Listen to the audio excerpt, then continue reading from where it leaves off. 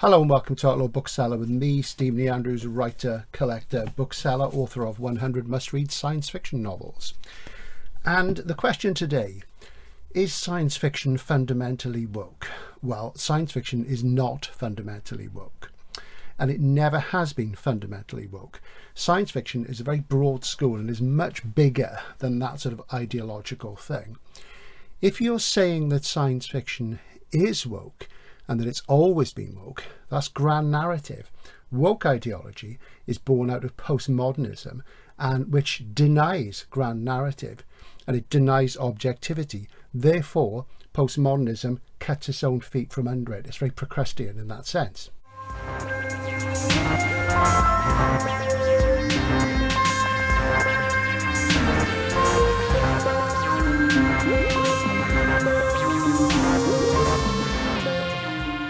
Science fiction is currently very woke. In fact, it's suffering unduly in terms of creativity and true literary diversity from the forced imposition of woke ideology upon its corpus by sensitivity readers of publishers and the cynical marketing-based desire on the part of many publishers to signal their virtue for commercial ends. They want to show that there's a massive shift towards inclusivity and intersectionality, both in terms of author and character identity. Today's SF is predominantly woke because publishing is predominantly woke. That is very much the fact of it. Of course, author identity in group terms isn't important. What really matters is how well an author writes and how individual their vision is, and this is particularly important in SF. Art should transcend group identity.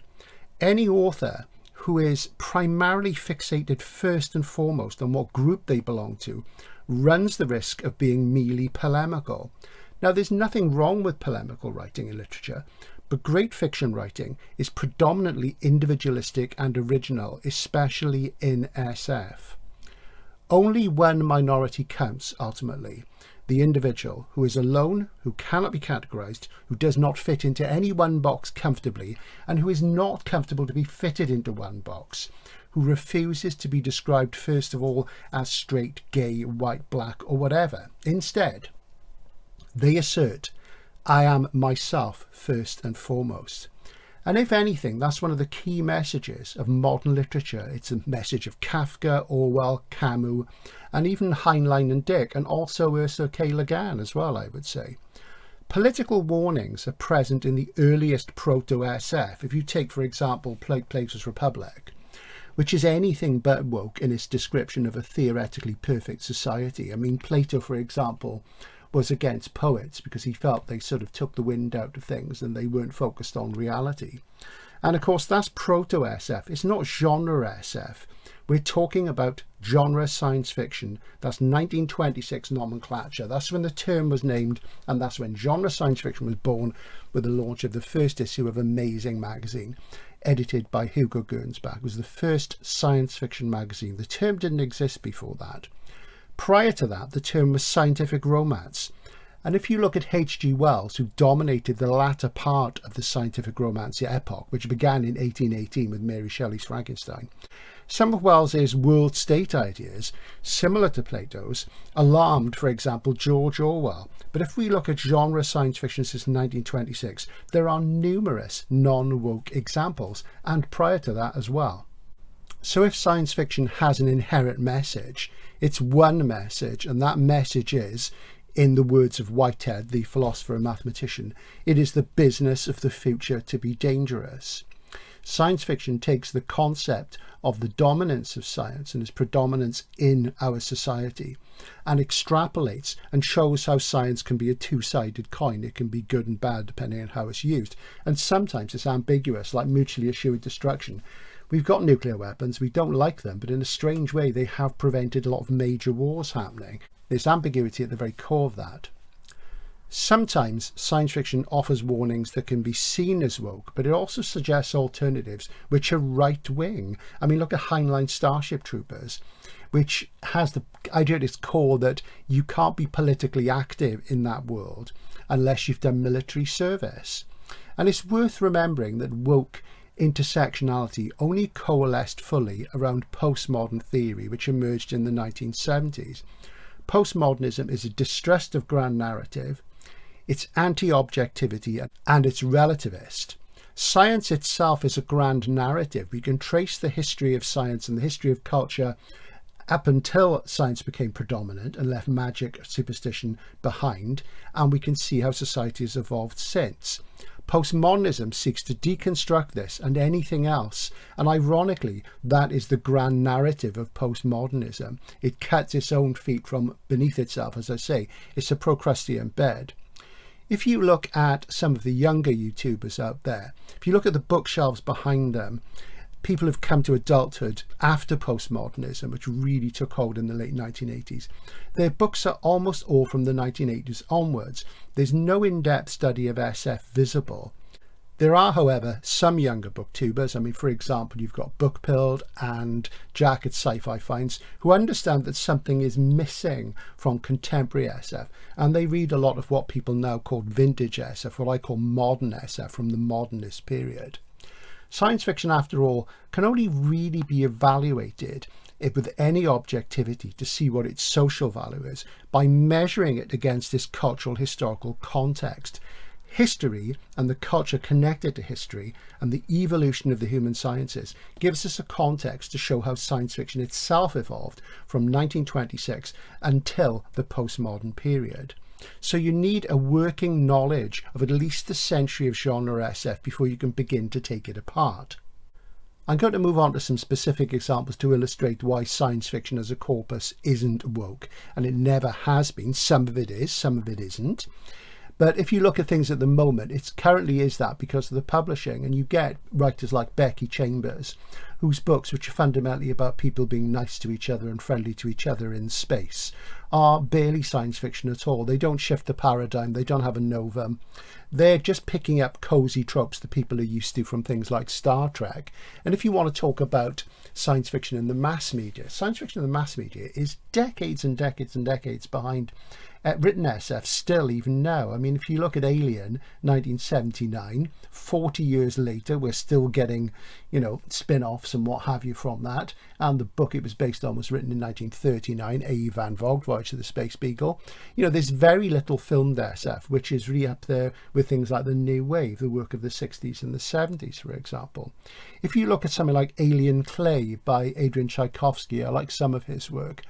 That's a book where you've got a dystopian situation where you have arguably progressive left-leaning lecturer who has been transported to a prison planet because there's an oppressive government on Earth.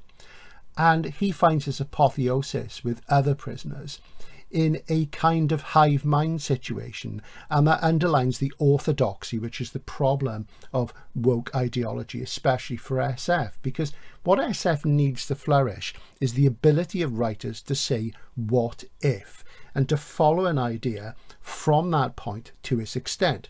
I'm going to name an example. Looking back earlier this year, I did a video called The Most Controversial Science Fiction Novel Ever, or something like that, and that was about Christopher Priest's 1971 book, Fugue for a Darkening Island.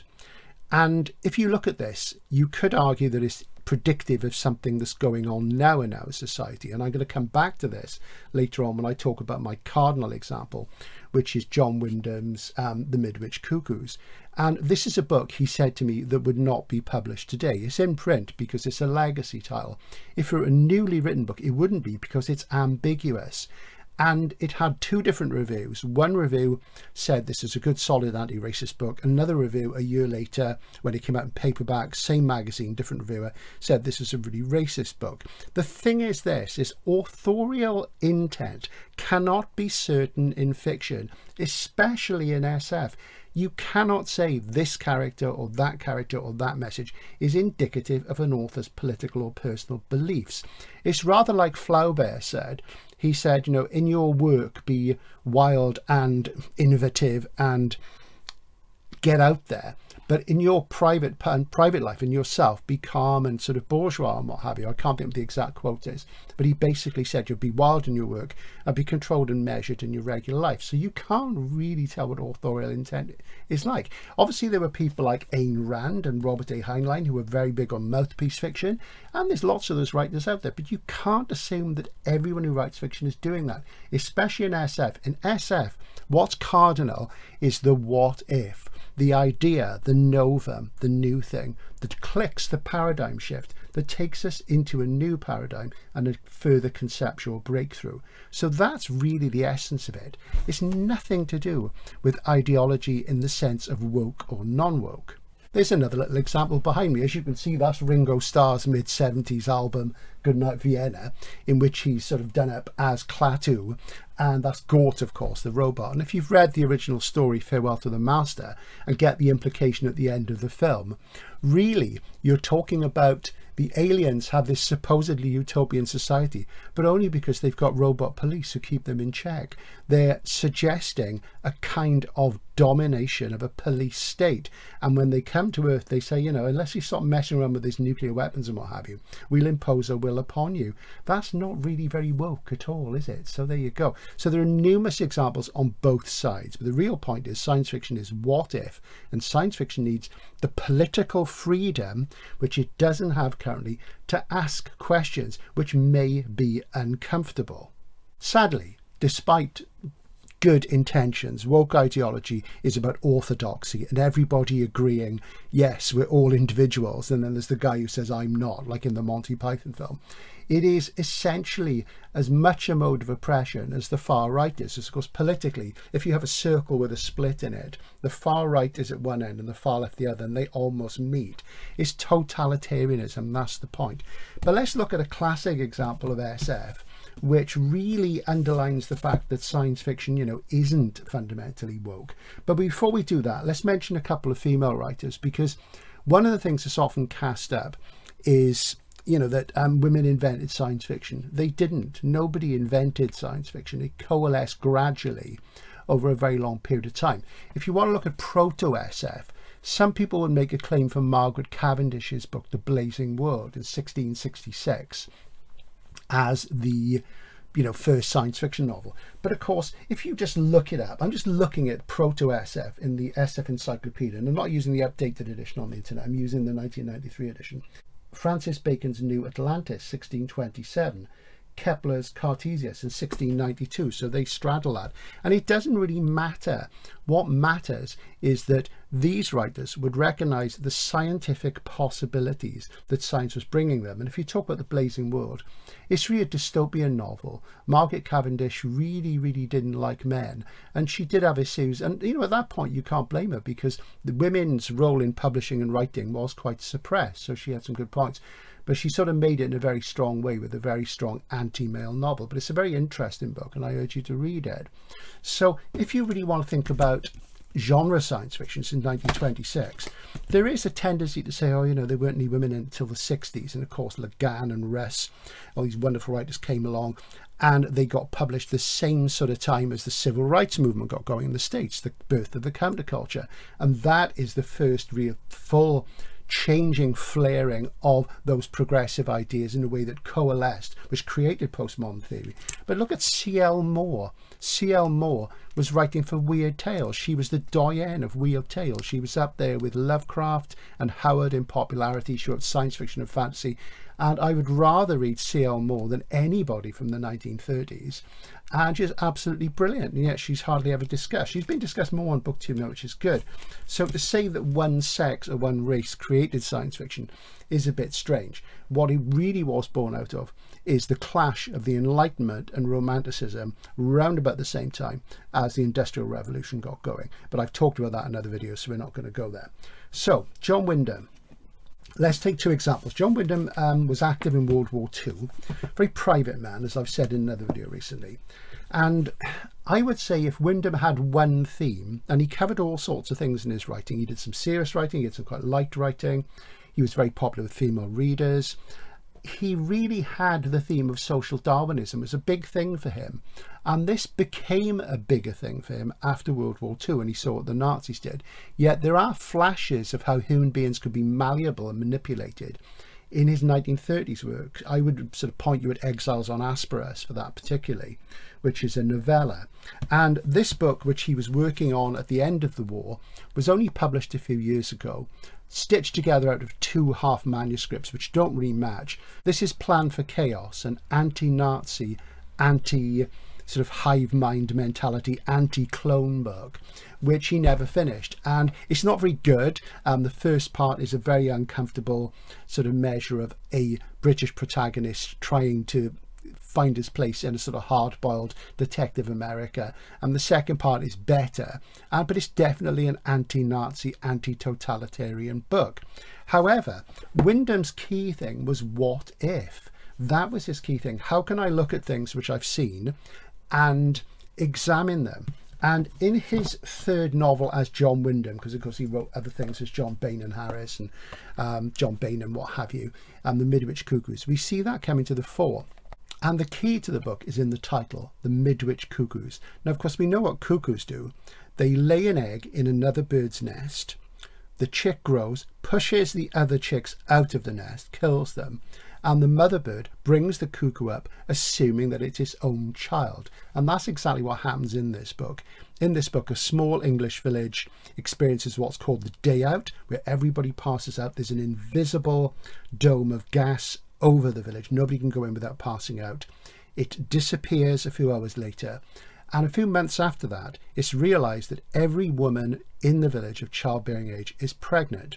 But they're not really pregnant, they are host mothers. Something's been implanted in them, and what's been implanted in them are alien clones. Some are male, some are female. But as the philosopher Gordon Zellaby, who's the protagonist of the book, even though he's not the point of view narrator, he works out that the children who are born, who are physically pretty much identical, are basically clones.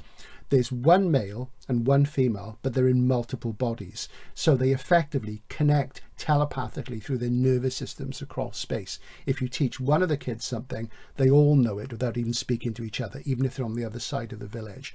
So it's quite scary. And the main body of the book is made up of the people of Midwich and the specialists brought in to look at what's happening in a kind of moral morass where they're trying to work out what they should do.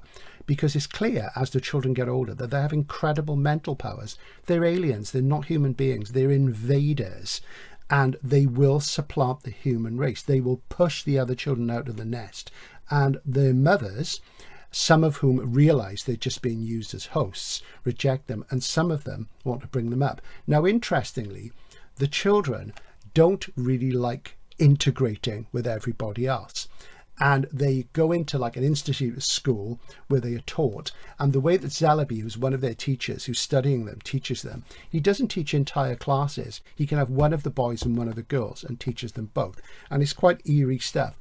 And throughout the book, people are trying to decide what to do because the children are growing more and more dangerous. By the time they're about 9, they look like 15-year-olds, and they've developed these psi powers, which are quite terrifying, and they begin killing people. So what do you do? In a brilliant final chapter, and here's what a spoiler is, you might want to miss this, which is called Zellaby of Macedon.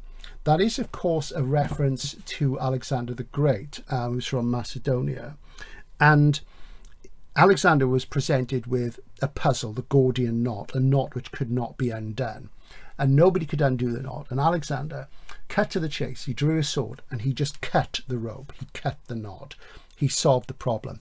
Crudely and violently, but he solved the problem. And maybe that was the way to go in the real world. And Zellaby comes to the realization that the cuckoos cannot be allowed to push everybody out of the nest. And the book ends with a piece of prose written on a piece of paper to his wife, which says, if you want to keep alive in the jungle, you must live as the jungle does. And the overall message of the Midwich Cuckoos is anything but woke. It does show you that survival of the fittest is, a real thing. Interestingly, his next book flipped things on the head somewhat and looked at human evolution afterwards, in the future, after a nuclear war, in a small religious community where the narrator is a young boy who also has mutant powers of his own. The difference being is that he is not a clone from outer space. He's a human being who has evolved. And you see the threat that the newly evolved children in the chrysalids who are crystallizing, they're emerging from their chrysalis with these new powers, these new utopian powers perhaps, and how they will supplant their fathers and forefathers and mothers, really come to the fore. So you're seeing it from both angles. So that's a classic example of how the true SF writer works, and that's how genre science fiction works. You could talk to any number of science fiction writers over the last 100 years and they would say the what if is the essence. So that's my take on it.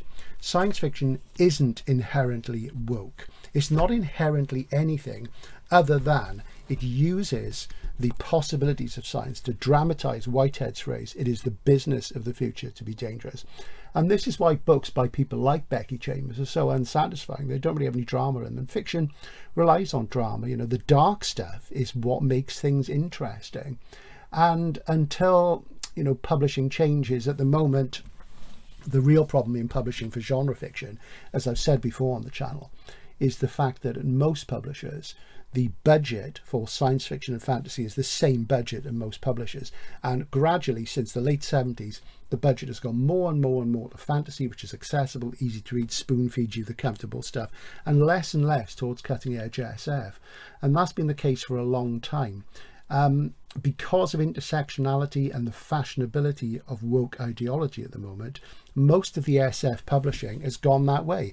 And even good solid left-wing writers like John Shirley and Ken MacLeod, I mean, I can see in their recent books, you know, they've always been people who have represented minorities or what have you in their work. And they've been very big on socialism and rebellion. But the thing you really see in the recent books is there is a kind of tick box thing with the casting of them. And it's really, really obvious if you know their oeuvres. So there you go. That's my take on it. And really, the one thing science fiction needs, if it's going to survive into its second century, for genre SF to recover itself, aside from working on improving its prose style. And that'll only happen if young science fiction readers read more older SF and look at the breadth of the genre and learn about what's been done rather than recycling the same old tropes. And this is why I say the slipstream is where the action is. You know, unless things like sensitivity readers and the way that publishers want to be inclusive all the time is challenged, then we will end up with very anodyne, very orthodox, very totalitarian science fiction, because all totalitarianism is bad. It doesn't matter which side it's on. That's Outlaw Bookseller. I'll see you again soon. Thanks for watching and bye for now.